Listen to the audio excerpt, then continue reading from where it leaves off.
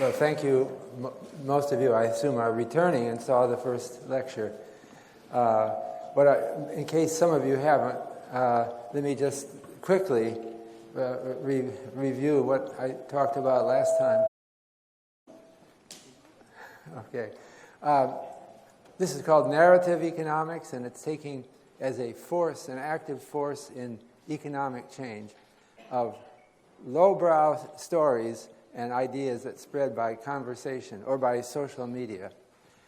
It differs from standard, now typical economics in that it doesn't presume that people consistently maximize a expected utility function, responding only to new economic conditions. I'm saying that people change with stories. So I talked about how all the other social sciences are more into narratives than economics or finance. And I think that we're starting to change. What I'm talking about is, in some sense, a response to changes already made, that there's more talk about narratives in economics.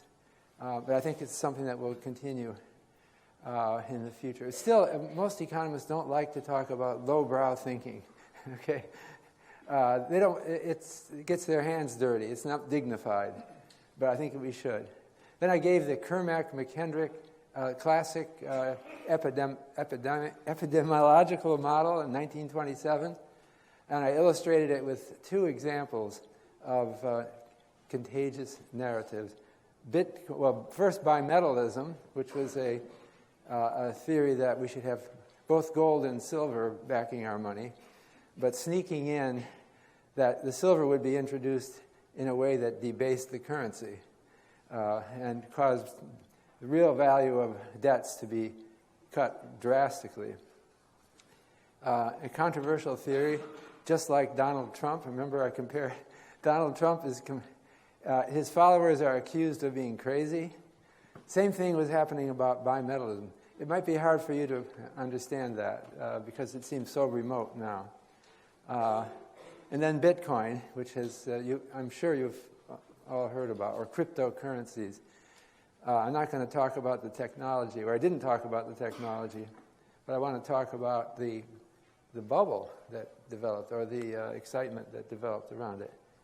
So today, I want to go back briefly to the original Kermack-McKendrick model and clarify what it says about both the duration and the size of epidemics in terms of parameters of the model. I want to talk about causality. Economists today are very focused on getting causality right, not spurious correlation. That's not enough. We want to know if A caused B. Usually it's both ways. A causes B and B causes A. I want to at least establish that narratives cause economic events.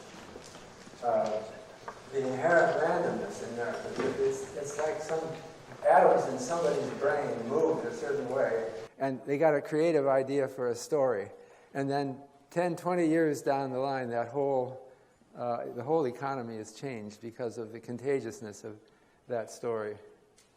Also, the theme of recurrent narratives is that there are certain kinds of stories that are popular, but they need to be connected properly to a current celebrity, or it has to be something that you and your country identify with so you can become immersed in the narrative. So the same narrative comes back. And finally, I want to talk about the future. Am I really optimistic, or can I make you optimistic about the future of narrative economics? And how can economic models really rigorously study these? Narratives sound too fuzzy for most economists. So it's kind of a leap to say that we should be able to understand them.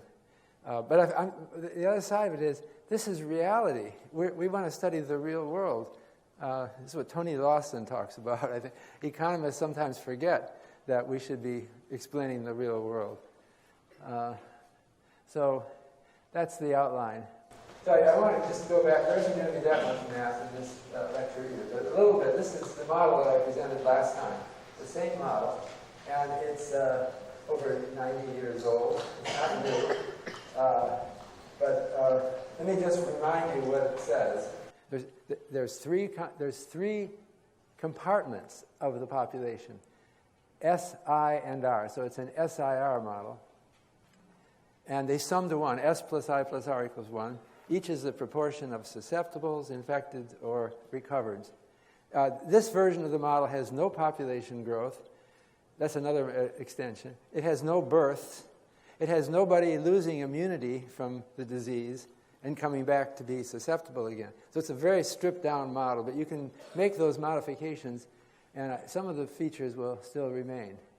But the critical equation, as we said last time, is the middle equation, which shows how the growth of infected people transpires. CS together is the contagion rate, and R is the recovery rate. So the infection grows only, the population of infected people only grows while CS is greater than R.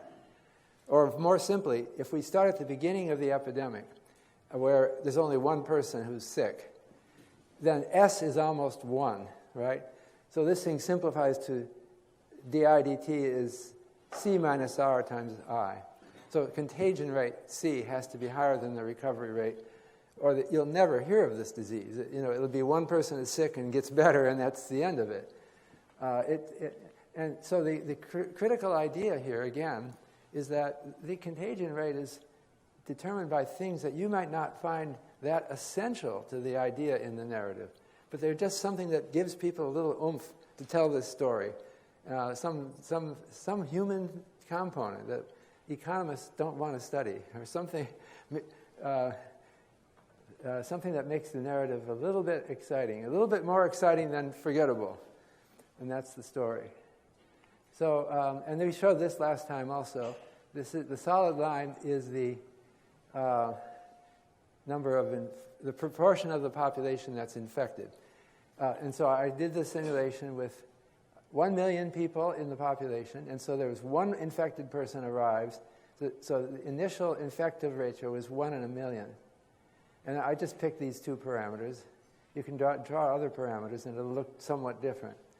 So that's the infected curve. That's the one that's most talked about, the number of people infected rather than the number who've recovered. So what is the question? So how many people eventually get? In this example, it looks like everybody got it, because eventually it's recovered is all that's left in this model. But it's almost 100% of the population. But it can be different from that. It depends on C and R.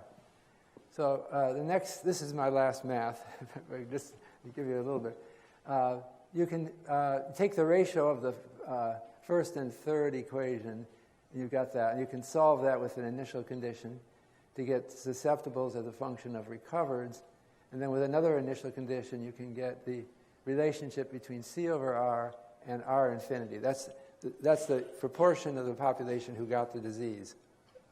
The number of everyone recovers in this model. It's a positive relationship between C over R and the number of recovereds. So the bottom line for this very simple model is that, I put it in these two sentences. The size of the epidemic depends on the ratio of the contagion rate C to the removal rate R. You can have any size epidemic. You can have an epidemic that affects only 1% of the population, or you can have one that infects 99%, or never 100%. You can't quite get up to 100%. And you can also have both fast and slow epidemics. That depends on holding C over R constant. You can change the level of both of them. So that means, just in simple terms, the basic pattern of the hump-shaped epidemic is fundamental to the Kermack-McKendrick model.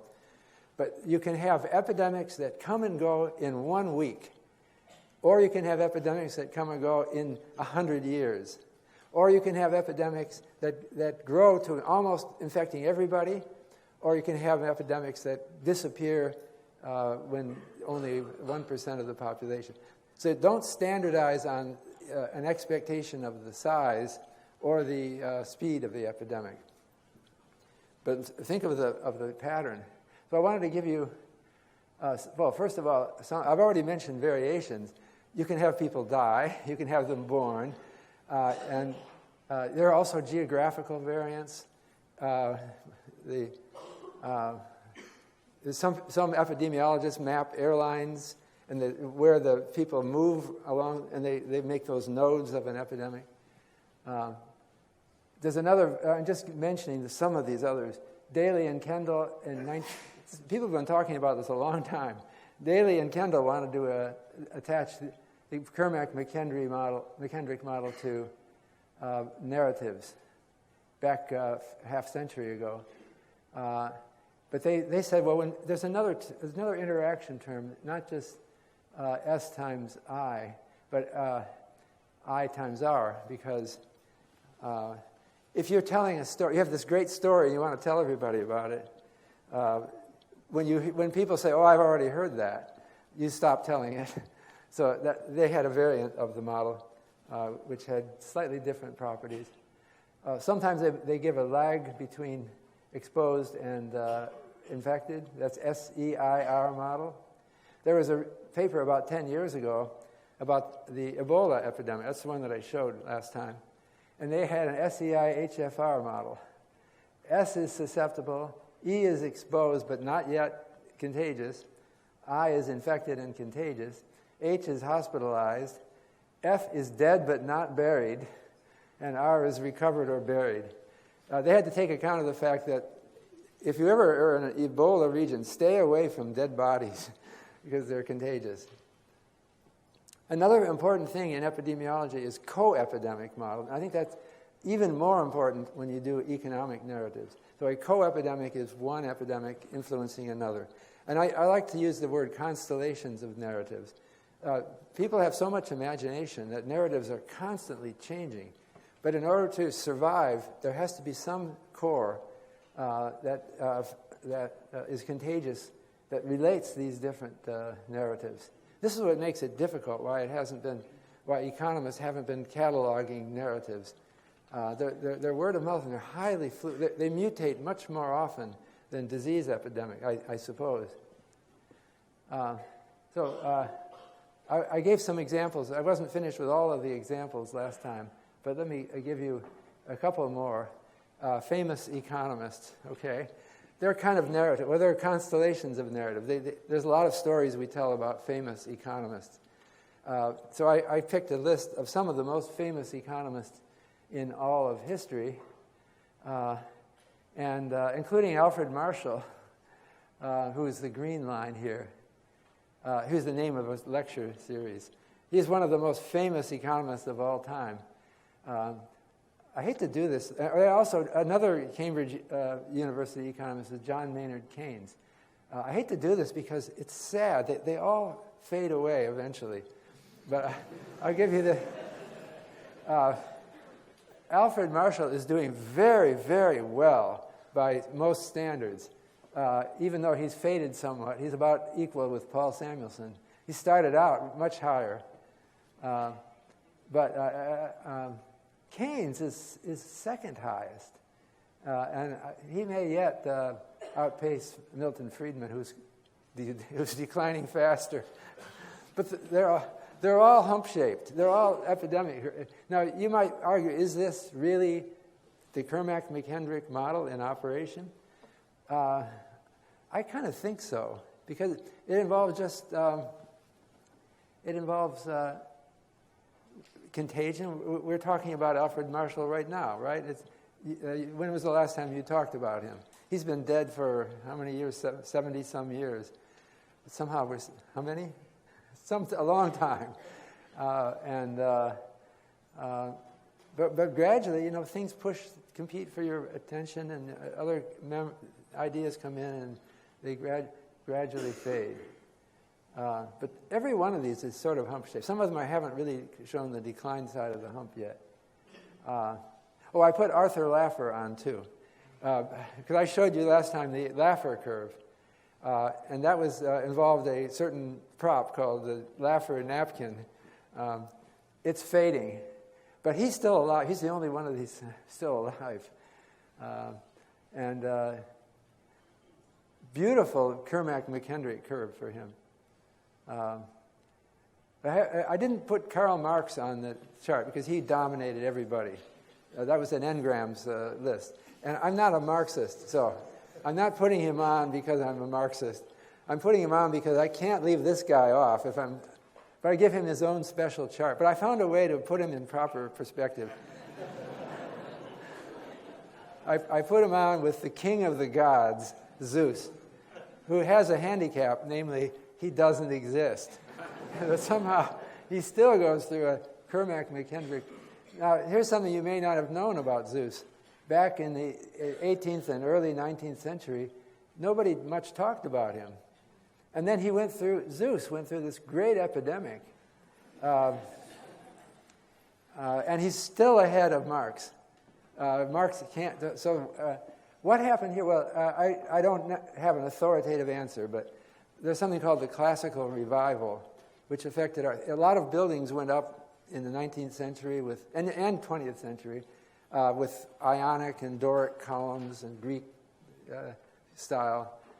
So that's part of it. I've been trying to figure, I think another thing that was happening was that a lot of people were naming their dog Zeus. And so the dog named Zeus beats the economist Karl Marx. But there's something else about this Zeus story that I got from a historian of thought, Mark Skousen. And I can confirm most of his story with other sources. In sometime around here, Karl Marx died in 1883. That's right there, right around there. He wasn't very famous when he died. That's something you don't realize when you look at from today's perspective. He's like he's the king of the economists or something. But that's the current narrative. He wasn't so famous. He did a brilliant thing, which was to work with Engels on writing the Communist Manifesto in 1848. But nobody much talks about it. This is Engram's books. There's 1848, the year of the revolutions. Karl Marx is not mentioned in books. But it was a good seed to plant for him. He was a strategic guy. It was a good thing during a great unrest in Europe to write the Communist Manifesto, taking leadership or attempted leadership of it. But the story that Mark Skousen told me, and it's in his book on economic history, is that somewhere around here, a friend of Karl Marx gave him a gift of a bust of Zeus. And the friend told him, the reason I'm giving this to you is, you know what? You look like Zeus. And so Skousen says he put it up on his mantle and was looking at it. This is where I don't know whether he's got this exactly right, but other historians point out this statue, too, that he had. Marx must have been thinking, you know what? I look like Zeus. And so maybe I should do a Zeus act. So he started growing his beard out. So Zeus has a really big beard, wild hair. And Marx started doing that. And you know what? The photographs of Marx, he looks fierce. He looks like, look at one of the, I should have put his photo up, but now I'm hamming it up a little bit here. I apologize. I don't know really why Marx got famous, but he was famous mainly after he died. He didn't peak until 1980. And so how does he keep getting people to mention him? There's something contagious. I think it's plausible to me that photograph of Marx, if you can picture it in your mind, with the big white beard, he looks like a prophet from olden times. Unforgettable face. And when he has this glare, this judgmental glare, you feel old legends suddenly come alive in your mind. So here's another example. Two physicists that are both, by people who know physics, I understand, are deeply admired. Albert Einstein and Erwin Schrödinger. However, Einstein beats, this is a Google Ngrams count for Einstein and Schrödinger. Einstein beats Schrödinger by a long distance. Is this fair? I need a physicist to answer that question. But I think they're probably more equal. So what's the difference? Well, this is Einstein's most famous photograph.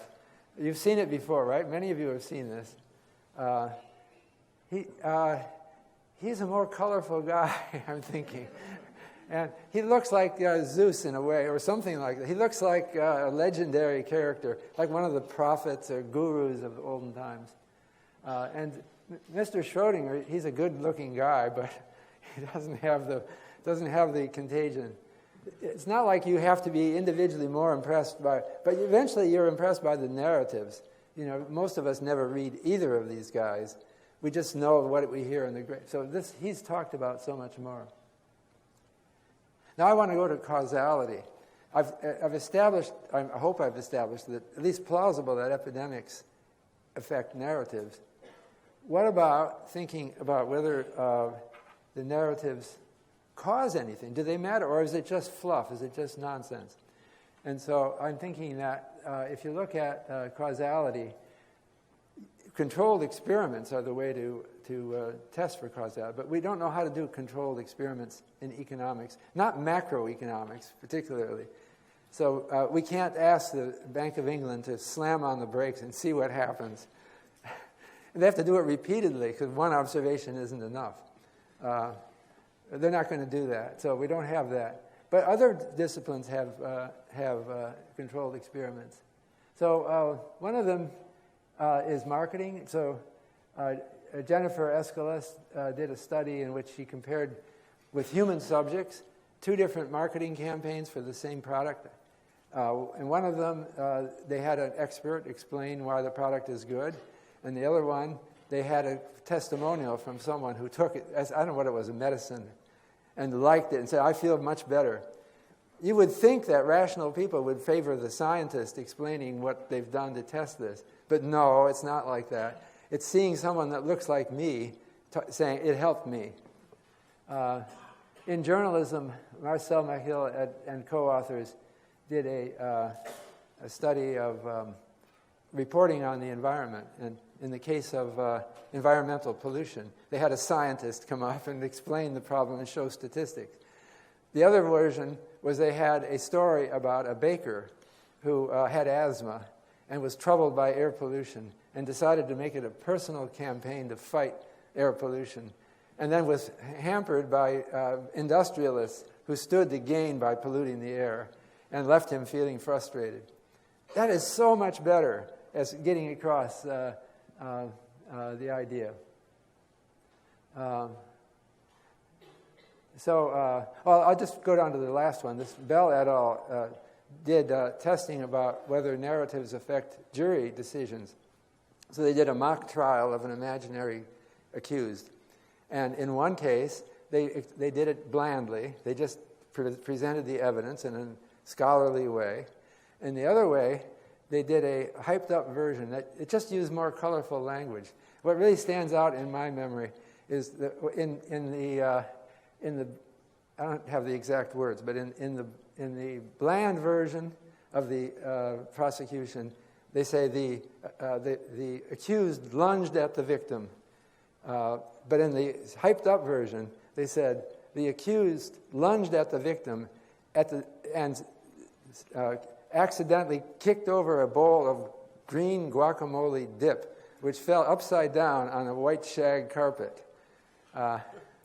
That's, of course, completely irrelevant.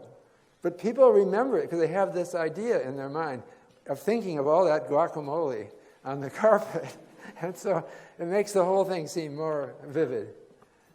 So we know from these that controlled experiments affect the impact on people's decisions, like whether to convict an accused person. So that, to me, establishes why would it be different in economics? So let's go back to one of the examples I was talking about whether does it matter that people were so excited about bimetallism in the United States in the 1890s. So they were really excited about it. Reporters who from the East who went out, especially the Westerners who were pro-bimetallism, for the silver coinage. And they said these people just are really emotional about this. And I was pointing out last time that it's partly because they were accused of being stupid. The experts, many of them were saying these people don't have any education, don't know what they're talking about. But anyway, there was a newspaper article in 1896 in which the reporter asked business people, why is business slow? Now, this is just somebody's opinion. He had a number of business people, and the theme seemed to be that something to do with bimetallism was stopping them from doing well in business. So Mr. Louis Schloss of Alaska Commercial Company in 1896 said, yes, business is very dull, almost at a standstill. This was the peak of the Depression of the 90s. Capital is timid. Nobody wants to invest. And it's because of this scare of unsound money. And then he gives a personal example, which is kind of, maybe I'm trying to sell you by picking someone who's talking about himself. But one of my relatives and a member of this firm contemplated erecting 2 magnificent houses to cost at least $50,000. That's a lot of money in 1896. The plans were drawn, the bids had been submitted, and all was ready except the signing of the contract. The prospective builder refused to sign or undertake the building until after the election, when the financial question of the country will be settled. There are undoubtedly many similar instances, and they are the things that stagnate the course of trade. Now, I don't know how to go further and prove whether this is right or not. It sounds plausible to me, and given the experimental evidence about how narratives affect decisions, it sounds right to me. So here's Professor Goldwin Smith, the same year. Just to give you an idea what the narrative was, remember, if they were going to allow coinage of silver, free coinage of silver at 16 to 1, that was cutting the value of any debt by about a half, 50%. And that's why people said, America is going crazy here. Britain, by the way, never did it. There was bimetallism and advocates, but they didn't get a majority, and so it didn't happen. Well, it didn't happen in the U.S. either, but it almost happened. It scared people. So this is what they were saying. The capture of the Democratic Party by anarchism and repudiation. Mere bimetallism is the least part of the matter. Even repudiation is not the greatest. The greatest is the uprising of disorder in all its forms and grades against the institutions of the Republic. So that was the narrative. You've forgotten that, if you ever knew that. Of course, you weren't born yet. So, now, the economists do like to talk about contagion. And here it comes back to John Maynard Keynes again, who actually I just had a tour of the campus, and I saw his room here at King's College. But he also had a student, Richard Kahn, who talked about multiple rounds of expenditure. And so apparently Keynes didn't invent the idea of the multiple. Now, I'm assuming you know. I'm going through this rather quickly. But then there's a Professor Kent I think at Duke, who then was going through Keynes' papers and said, no, it really was Keynes, because he found some of Keynes' scribbled notes from 1929. So the multiple rounds of expenditure is that when people get depressed, some of them stop spending. Right? This is the beginning of a depression. And then their stopping spending means other people's income is lowered. So those people now have a shock, and so they cut their spending on consumption more. And then that in turn lowers someone's income again, and it spirals down. That's by multiple rounds of expenditure. Or on the upside, if the government comes in with Keynesian stimulus, they raise government expenditure, that raises somebody's income, and so they start spending more. And that raises someone else's income. This is a feedback model, but it's different from Kermack-McKendrick in that this is purely reacting to economic variables. So that was Keynes' multiplier. In 1939, Paul Samuelson wrote a famous article, The Multiplier Accelerator Model, which added the accelerator, which says that investment is equal to a positive beta times the change in consumption. So if something disturbs consumption up, like an increase, or if there's government expenditure that increases, then there will be an increase in investment as well as consumption. And he ends up with a second-order difference equation model for gross domestic product. I'm assuming you know this, but it is a little extension of the Keynesian multiple rounds of expenditure story. And this is taken from his article, his 1939 article. It shows the white bar is government expenditures. It suddenly increases by 1 unit. And then gross domestic product is the sum of consumption, investment, and government expenditure. So you see a hump-shaped pattern up here. Well, it's kind of damped oscillations. This is then the classic model, and it's been still very influential up till today. This is Keynes' most famous discovery, that you can get a overreaction. When the government expenditure goes up, there'll be more of an increase than just in GDP than just the government expenditure. And it stays higher as long as the government expenditure continues. So that's an economist model, and I like this model, but I think that we have to combine it because with epidemic models, because it's not just this effect. It's not like everything you spend is determined by your paycheck. It's also what you think is happening, and people can decide not to spend independent of their decline in their paycheck. We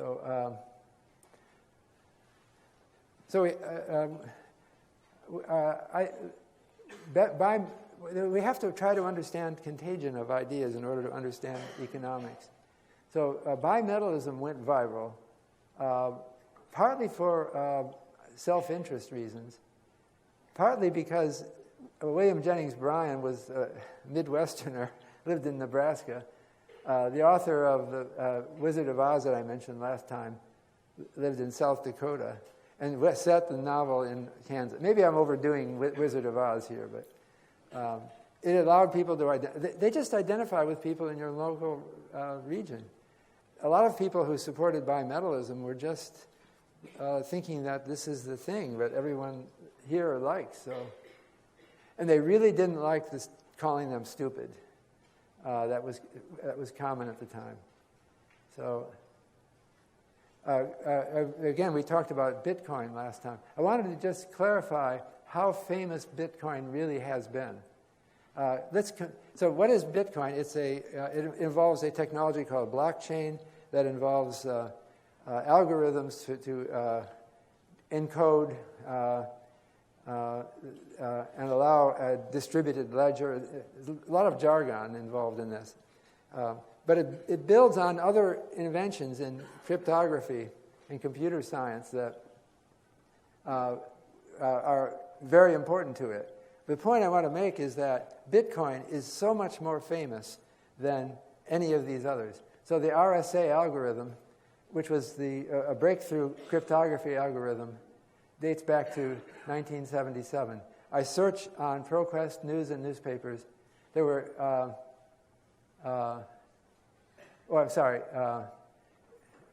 there were 25 articles since 1977 about the digital signature algorithm, which is a related thing, gets 4 articles.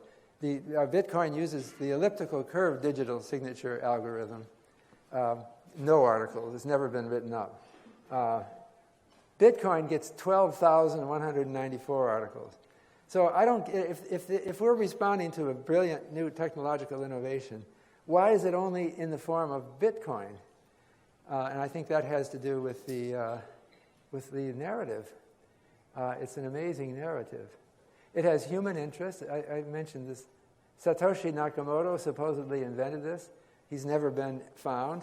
Now people are questioning that he ever existed. How can he start a huge revolution that goes over 300 billion and nobody even knows that he existed? How can that be? So they ask people who are very involved with Bitcoin, and they say, well, he was emailing me. I don't know where I never met him. I don't know who he is. He just had these great ideas, and we did it. Maybe he's one of the richest men in the world, and maybe he's evaded taxes. You're supposed to pay taxes on it. He's definitely smart, or at least the people who invented him are smart. He's cool. Coolness is an important aspect of contagion. And it's also something that few people understand. You can snow people. Not many people are going to master cryptocurrency technology. I can recommend the book by Narayana on Princeton University Press. He's a Princeton computer scientist, and there's a 300-page book about cryptocurrencies with co-authors. And I spent time reading the book, and then afterwards decided I still don't completely get it. There's a lot here. So it's like Coin's financial school, in a sense. To me, that it seems like the same thing. Another reason why C over R is high for Bitcoin is it's very easy. Contagion is very easy because you start to identify with the idea after you've invested in it. And it is so easy to invest. You don't have to read Narayana's book or any of these articles now that are coming out. All you have to do is, I'll tell you how to do it. Go to bitcoin.org, and then this will flash up on your screen. Bitcoin, get started with, forget this. You only have to read 4 words. Get started with Bitcoin and have your credit card ready. And you are now part of the Bitcoin phenomenon. I think it's also that people are worried about, they feel left out of the computer world. They're not going to sit down and read the RSA algorithm, which is very mathematical. They're just going to do this, and now they're part of it. And as long as you don't sell it, then you just stay, you've got a sense of identity with this product. Another really important aspect of Bitcoin is anarchism. And there is a narrative that goes back centuries. So this man might be called the father of anarchism, Pierre-Joseph Proudhon. And there's a famous quote from him, writing in 1840, "To be governed is to be watched, inspected, spied upon, directed, law-driven, numbered, regulated, enrolled, indoctrinated, preached at, controlled, checked, estimated, valued, censured, commanded by creatures who have neither the right nor the wisdom nor the virtue to do so." So there was an emerging in the 19th century over much of the world this sense that we don't need government at all. But the problem with it is to most people, it didn't seem to make sense. How can we do without government? Criminals will take over, right? And so these guys never really explained it. But there was, for going on 200 years, we have had this narrative recurring. And it's inspired when there's some hope is offered that you could possibly avoid having a government.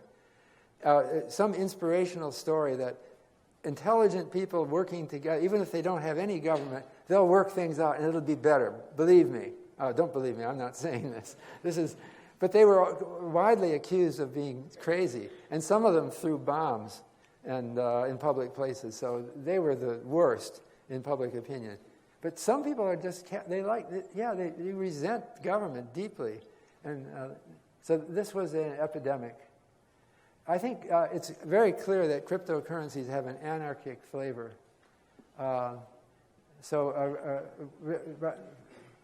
This is according to Roger Ver, a Bitcoin pioneer. At first, almost everyone who got involved did so for philosophical reasons. We saw Bitcoin as a great idea as a way to separate money from the state. Bitcoin.org website. Bitcoin is the catalyst for peaceful anarchy and freedom. It was built as a reaction against corrupt governments and financial institutions. It was not solely created for the sake of improving financial technology. But some people adulterate this truth. In reality, Bitcoin was meant to function as a monetary weapon, as a cryptocurrency poised to undermine authority. So this fills people with emotion. Not everyone. Maybe I didn't affect you. But that's why Bitcoin got so contagious. There's something called the hacker ethic. This didn't start with Bitcoin. Bitcoin was a mutation of an earlier narrative. So in 1991, the sociologist Andrew Ross defined what was already being called the hacker ethic. It's a libertarian and crypto-anarchistic movement. Pekka Hemminen, in a 2001 book, defined the hacker ethic. so it's a story about a lifestyle, about people that is encouraged by the success of Bitcoin. So I want to just talk about some other narratives that I've emphasized just two for simplicity, but other narratives that are important. One of them is focusing on people's confidence. So some people date this. There was in the 1840s a book by Charles Mackay and called Extraordinary Popular Delusions and the Madness of Crowds. People started to think about herd behavior and madness of crowds, but it was a gradually growing force. In the initial, this is from 1800 to 2008. It started out, there were various events in the financial markets, notably the Panic of 1837 and the Panic of 1857, that started to get people thinking about financial panics. But then, as time went on, they began to be concerned about something slightly different, consumer confidence, or business confidence. That's the blue line. So they didn't talk much about business confidence. I'm just reviewing that here. But it gradually grew over the century. And then finally, business confidence is the confidence of business people. Consumer confidence is the confidence of people who buy things. So there were epidemics of attention to these stories. Financial panic is starting to fade, and now it's focusing on consumer confidence. So we're all looking at each other and trying to decide whether we would consume, whether confidence has been shaken, in which case you expect the stock market to fall and economic activity to fall. I'm trying to understand confidence. We have these indexes of consumer or business confidence that are much talked about, but it seems to me they have a deep psychological component that is reflected in a number of narratives. So here's some. I've been reading the confidential chat column in the Boston Globe because it's great. It's for women. It started out near the turn of the century, a little after 1900. And the idea, women would write in with expressing their concerns, or their story, or their problems, and they would sign it with a pseudonym. So you could complain about your husband in the Boston Globe, as long as you're careful so that you don't get identified. So here's a woman writing into the confidential chat column in 1932, which is a bad year in the Depression. And they're in trouble. Their family is in trouble. Their standard of living is... she thinks they ought to sell the house and move somewhere, or maybe move in with relatives, because they're just not making it. But she talks about the moral effect. She's worried about the family morale. This may not seem very brave, but unless one has been through such a period, it is hard to realize the strain and the worry. She's worried about the effect of such a move on our spirits. That sounds like animal spirits, which Keynes emphasized. People, I think she's worried about her husband's ego. I didn't put the whole letter in. Like, he feels defeated and worthless. And so she's trying to keep the house, not because she wants to live in a house. She's trying to keep the family morale up. And another thing that was happening is that in the Great Depression is that people were less willing to... this expression, keep up with the Joneses, started to become part. That refers to trying to look like other like everything's normal. The Joneses represents a random family. That's a common last name, Jones. Keeping up with the Joneses means whatever the Joneses are doing, I have to do it too. Or our morale will just be, we have to do it. And people were saying, they almost always used keeping up with the Joneses critically. Like, you don't have to keep up with the Joneses. Just make sure that your family is safe. And so you can see this went through an epidemic. Then I'm not sure I can always count things and provide time paths of narrative epidemic. Sometimes I just have to read the whole article. So Anne O'Hare McCormick was a famous writer. And again, 1932 at the bottom of the Depression.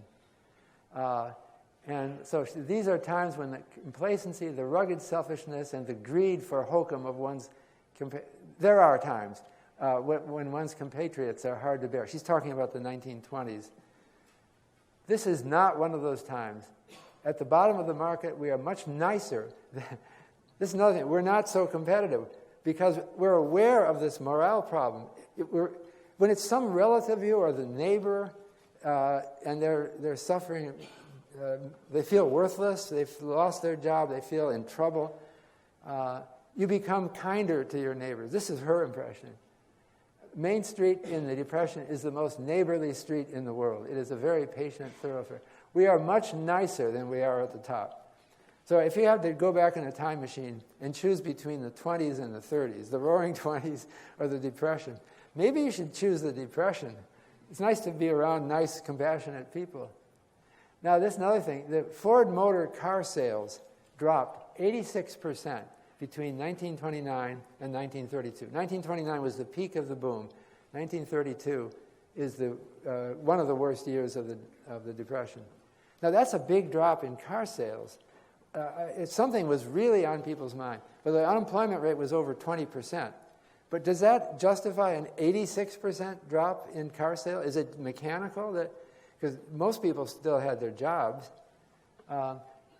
So I think that there was some change in the spirit of the times due to all these stories of people who were unable to survive in the Depression. So this is from the Wall Street Journal in 1932, and I can't summarize it quickly. But they were asking, why aren't... the President, Hoover, was saying, go out and buy. That will stimulate the economy. But people weren't buying. And why weren't they? And so the Wall Street Journal said that they had proof. They didn't give the proof. They claimed that they were convinced that the widespread fear of being considered ostentatiously extravagant was the reason. It is no mere guesswork that asserts such a handicap on efforts to revive trade. The automobile industry, for one, has proved its reality on an extended scale by gathering conclusive evidence that important numbers of people with money and the actual need of a new car are denying themselves through fear of neighborhood criticism. Psychological products of the Great Depression, namely the haunting doubt whether or not ownership of a new car may be or may seem to others an indecent display of affluence. So at the time that your relative is saying, we can't keep our house, can we move in with you for a while? You're not going to buy a new car, right? And so anyway, this is narrative economics. I just wanted to conclude then. These are examples. I don't feel like I've proven things. I feel that these are, to me, highly suggestive pieces of evidence. But I want to see the economic profession develop these ideas. It's not a job for any one person. It's already being pursued by many people. So I've already alluded to this, that for macroeconomic models, we have to recognize that there are at least two kinds of feedback. One is Keynesian feedback through multiple rounds of expenditure, which is purely mechanical, has no psychology or narratives behind it. It has this consumption function, which asserts that people spend by a simple deterministic formula out of their income. But then we also have to add the narrative epidemics, because it's not just so simple. And we can start collecting data on narratives. It's not something that has to be purely speculative. So I'm thinking that it could be modeled as a co-epidemic, and there's an epidemiology literature on co-epidemic. But it could also, I haven't done it. I'm not going to try at the moment. But something like a Keynesian model with narrative contagion in might look like a co-epidemic model. So the other thing, I think we need to develop neuroscience. Well, already, I don't have to tell you this. This is happening big time. This is a picture from the Society for Neuroeconomics convention. This is a poster session where people who are doing research on neuroeconomics are presenting their papers.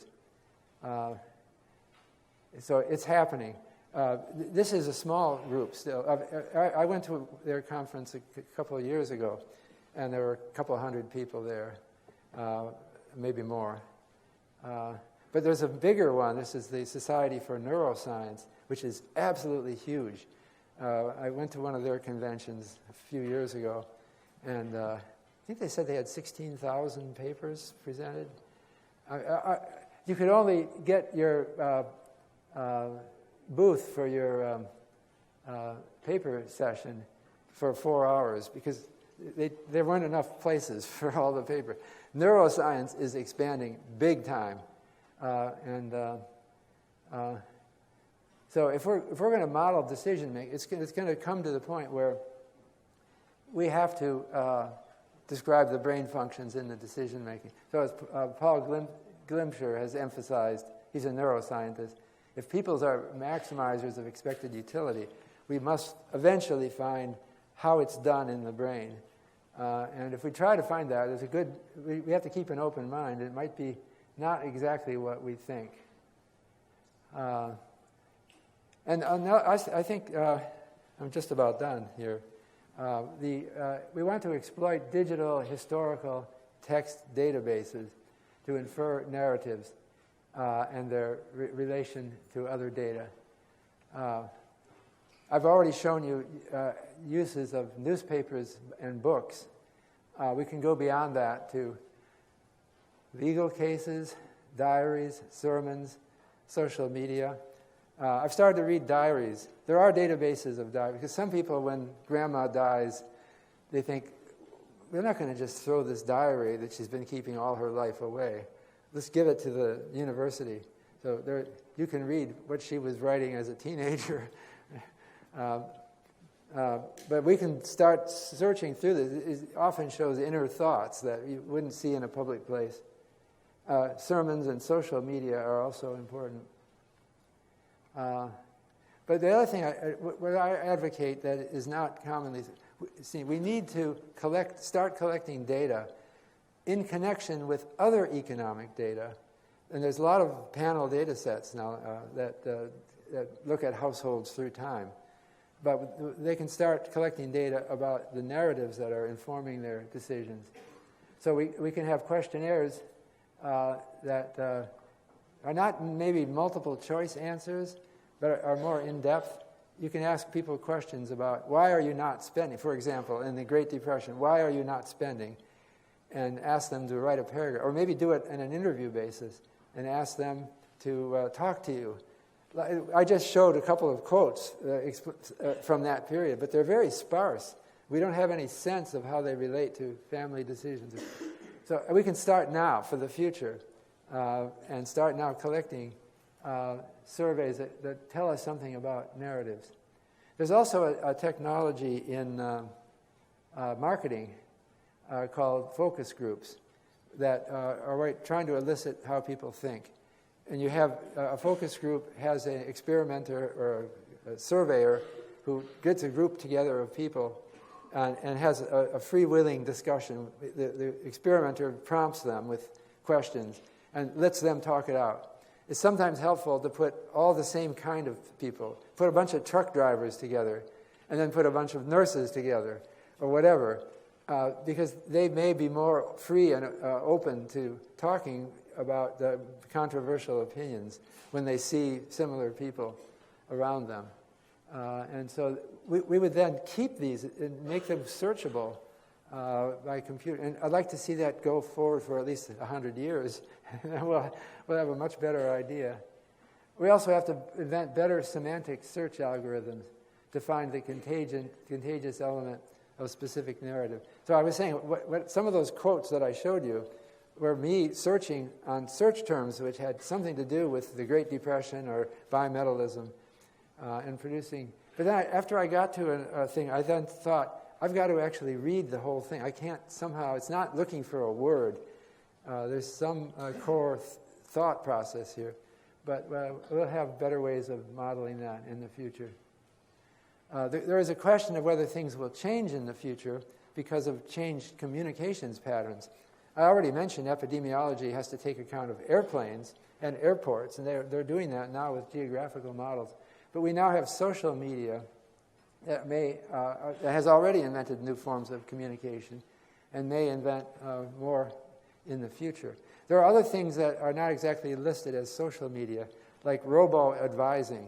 This is, you can sign up for a service that's all completely computerized, You feed into it, it'll ask you questions, and it'll feed into your income. You feed in your income and other variables, and it will come out with a plan for your investment for your retirement. I don't know how influential these are, but if robo-advisors became really important for investing decisions, it might change the whole nature of our economy. Hard to say what it will eventually mean. But I don't think it's happening that much. It's not a big force yet. I think we're still similar in our narrative behavior to thousands of years ago. So people formed discussion groups, and they met people on the forum, and they talked. It hasn't changed fundamentally yet. But I think in the future it may, and it's worth... Oh, I put out the Priconus. Here's what you do in ancient Rome to get the news. You go to the forum, and you look for someone wearing a special toga, which identifies them as a Prico. And then he's standing there making a speech, and there's a crowd. And you could always find one in the forum. It's like a newspaper. So I don't think that things have fundamentally changed. Maybe I'm wrong about that. But whatever it is, we'll have to take account of narratives either way. So I'll stop with that. And